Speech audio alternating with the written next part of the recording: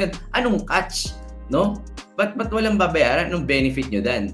O unang-una guys, syempre ginamit niyo yung link namin, 'di ba? Si broker na ang bahalang mag-bonus sa amin kasi 'di ba meron naman kaming makukuha doon na income kahit papaano, ibabayad namin yung sa staff, sa nag-handle ng page, sa nag-handle ng Discord, no? So yung mga fees na yon doon na namin kukunin. Alright? And then wala kayong ibabayad sa amin kasi yung mismong system na inaral nila ng 10 years, yun na mismo yung gagamitin ninyo. O ang pinaka ano lang yun sa amin, ang pinaka para win-win tayo, at least yung link na lang namin yung gamitin ninyo to copy the bot.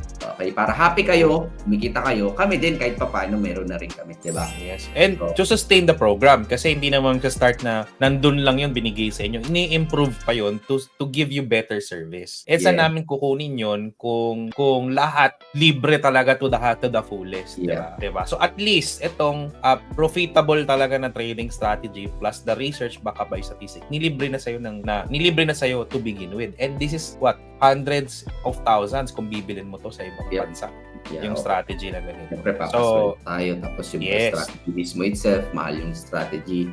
So, kumbaga guys, and ang nabanggit namin kanina doon sa Discord, community tayo. Meaning may boses kayo dito. Kung may gusto kayong i-improve or gusto kayong may mga suggestions kayo. So, since community tayo, very open tayo mag-adjust at saka i-improve nga. Ang goal natin dito guys, everybody happy. Everybody kumikita tayo. Kasi pag kumikita kami, edi happy tayo lahat.